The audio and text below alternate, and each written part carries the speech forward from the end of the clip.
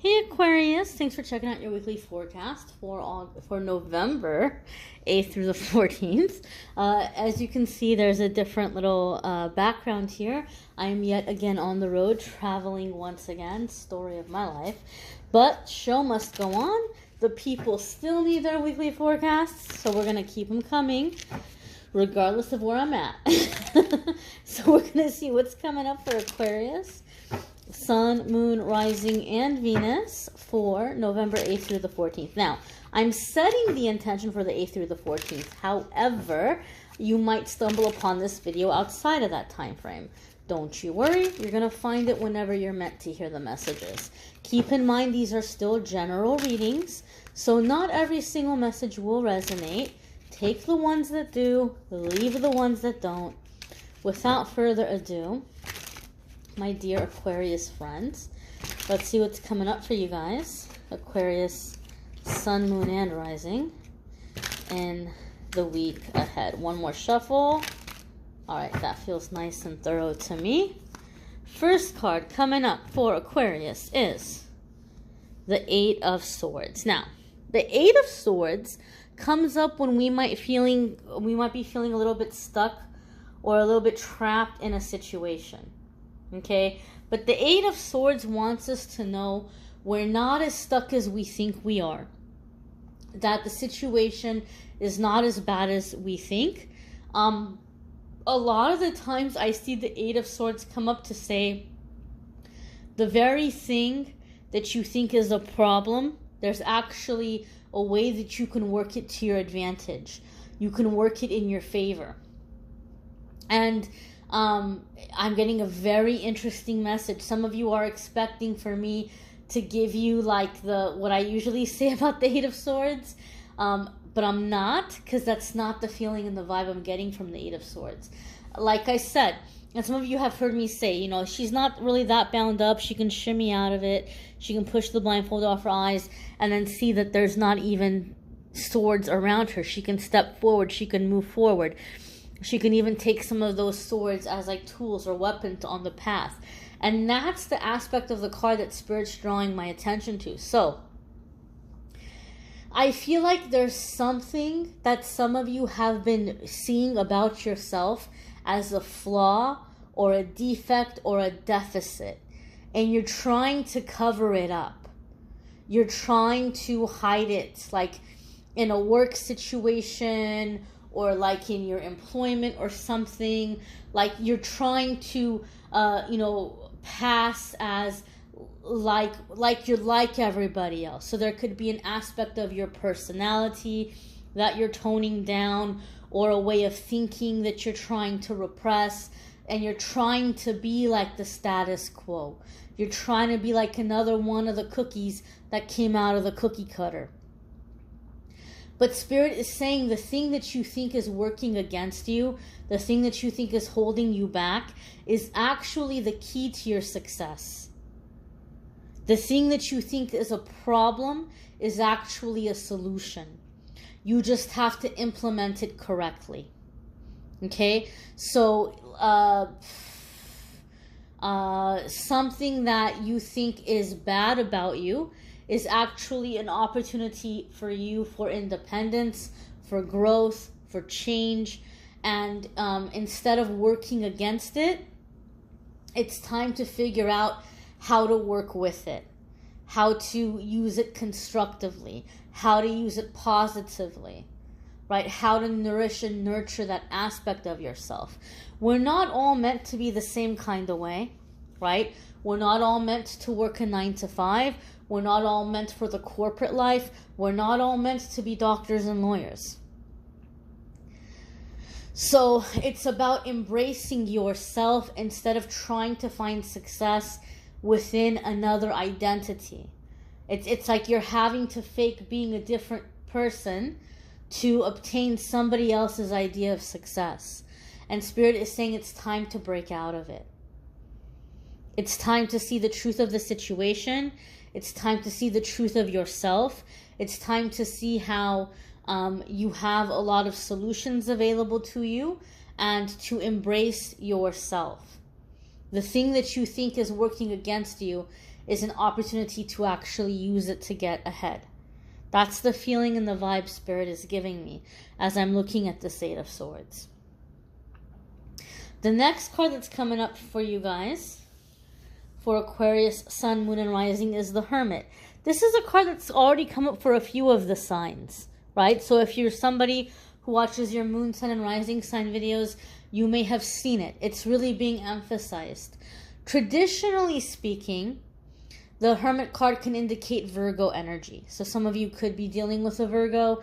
If you have a Virgo placement, there could be big changes or big shifts happening for you in that area of your life or in those houses. Now, as I said, it's been coming up for a lot of people. So there's something happening with the collective. There's something happening in the shifting energy that a lot of people are feeling this Hermit card, right? There's an element of awakening with the Hermit card, of seeing the truth, of seeing the light, of being clear about your beliefs. It can be finding a spiritual teacher. It can be stepping into your role as a spiritual teacher for others. There's a very special element to the Hermit card, though, for me. And some of you have heard me say it in previous readings. The Hermit card makes me think of the stage of healing that comes with evolution, right? Not just transformation, but evolution. And the best way I can explain it, right? It's like the little children's book, The Hungry Little Caterpillar, right? It goes through and it munches on everything. It's starving, it's hungry. It goes and it fills itself up with everything that it needs. And then it just rests. All it does, it gets what it needs, it fills itself up, and then it comes into the time of rest. And while it's resting, it's not putting forth any effort. It's not doing any work. It's just simply relaxing and resting. And in that process, magic is happening. The wings are forming, they're sprouting, and they're coming out. And so for me, when I see the Hermit, it makes me think of that stage of healing. You've cut out all the toxic people and situations. You've overcome the limited beliefs. You've done your shadow work. You've done your shadow clearing. And you're like, well, now what? Well, now is the time for rest and to let the evolution occur, to let the transformation happen, to let the wings form and sprout out and sprout up. And once the wings are formed and what was the caterpillar emerges, it's now a butterfly. And that butterfly, which is the evolved caterpillar, is going to reach places and see things the caterpillar could never even have imagined. Because those wings are going to give that butterfly access to vantage points, to viewpoints, to destinations that the caterpillar could never even have dreamed of. And that's what the Hermit card makes me think in terms of transformation, ascension, healing, awakening. Like that's what's happening energetically when we see the Hermit card. People get bummed out when they see it because they're like, I'm gonna be by myself, or I'm gonna be single, because a lot of people are used to watching tarot readings for love and romance, and the Hermit card has gotten like typecast as like a singles card, and it can be. I'm not gonna say it never means that, but in the weekly forecasts, we're looking at the cards much broader. We're not just looking at love and romance in the weekly forecasts. The love readings on my channel, I do separately. I do monthly. So if you're looking for a love reading, check out the November love readings after this reading. The November love readings are linked in the description. Hermit card, however, as I said, is this time of awakening, this time of evolution. Okay? And some of you are stepping into leading the way or guiding others or showing others the way. There can be that element in it as well for some of you. Now, your next card, Aquarius, is the Two of Cups. So again, I was just saying that I don't focus on love and romance in the weekly forecasts. However, Two of Cups does traditionally have a love card to it, soulmate love, true love. Now, some of you are not focusing on love at all, right? It's not on your list at all. Some of you are downright opposed to it and want nothing to do with it. But Two of Cups for me is the energy of giver meets giver, right? So this can be work situations. This can be family dynamic. This can be friendships, work partnerships. When I see Two of Cups, it's giver meets giver. Typically, people who are givers, unfortunately, will attract takers. It's just the nature of the way things are.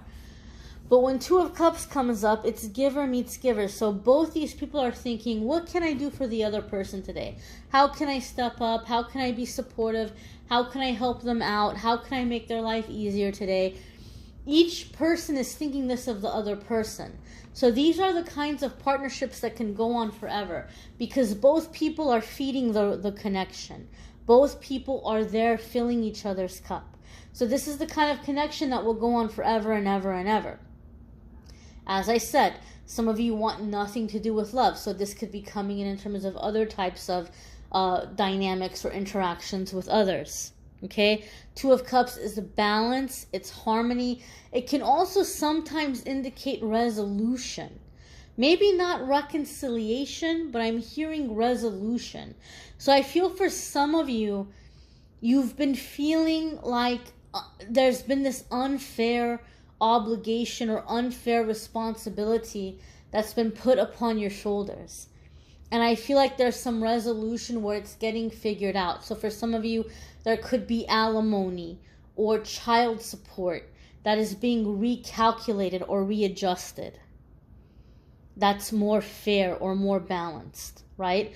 Or some of you might be getting some kind of balance and some kind of payments that you were receiving.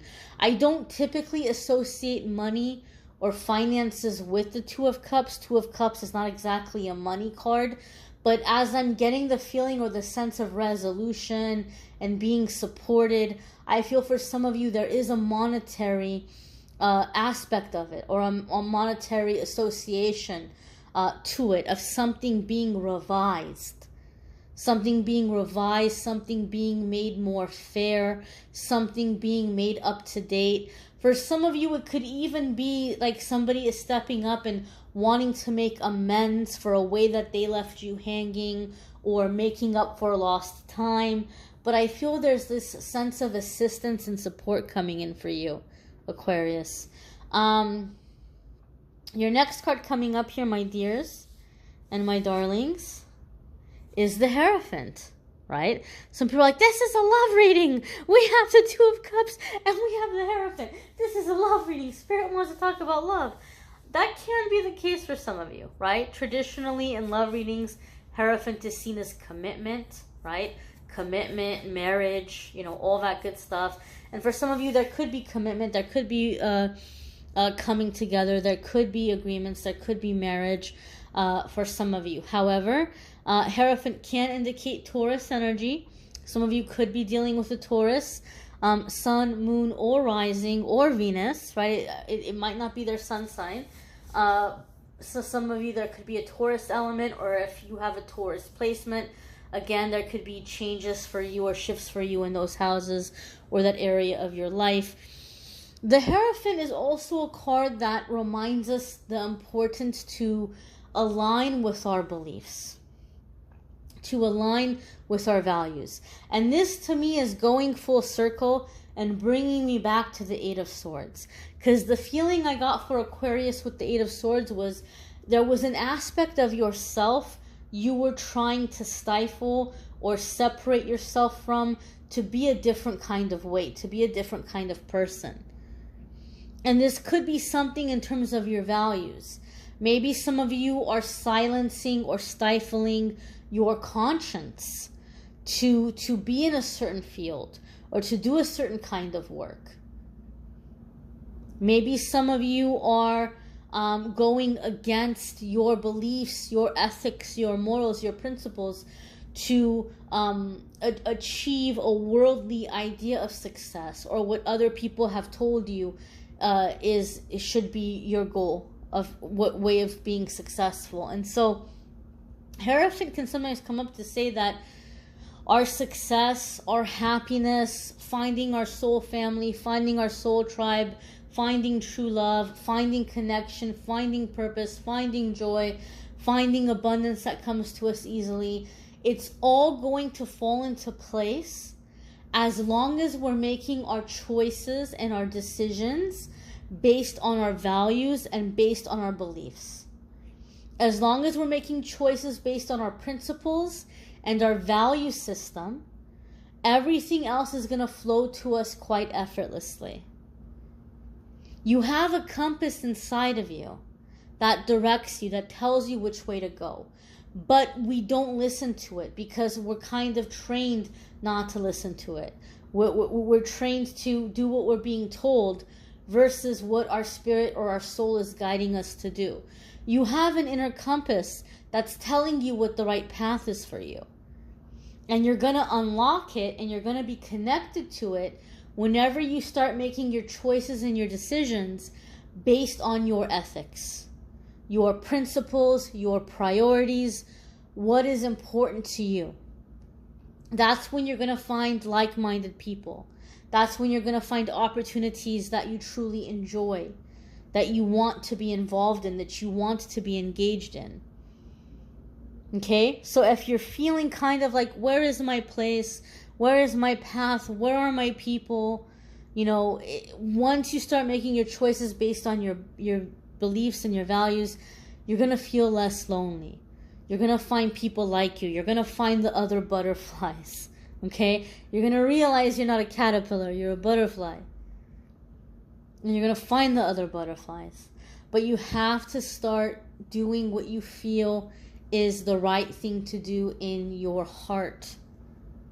And allowing yourself to work within your gifts, within your abilities, within your personality, instead of working against them.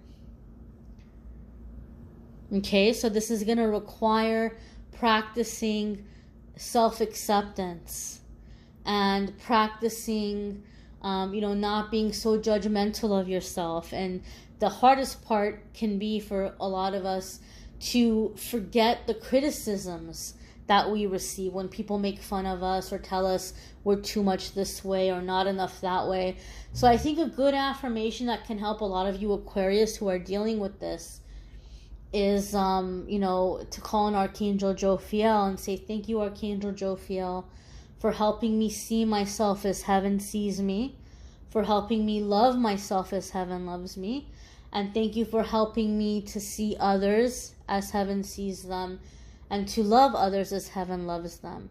Thank you for filling my thoughts, my deeds, my actions, and my physical surroundings with beauty. Thank you for helping me to see the beauty within myself and the beauty all around me. This can be very helpful as we're coming into self-acceptance and as we're coming into new opportunities and new beginnings. Okay? You may want to check out your moon sign and rising sign videos. Some weeks your moon sign or rising sign might resonate for you more than your sun sign. It could add a little extra information that can be helpful. You may need a private reading, which I'm more than happy to do for you. If you want to go to calendly.com/amethystangelite, you can schedule a private reading with me there. Again, those of you who want more of a love and romance reading, the love readings for November are linked in the description. You can check those out. I thank you all for watching, liking, sharing, commenting, subscribing, and I'm wishing you all a wonderful week ahead, Aquarius. Take care. Be well, my dears.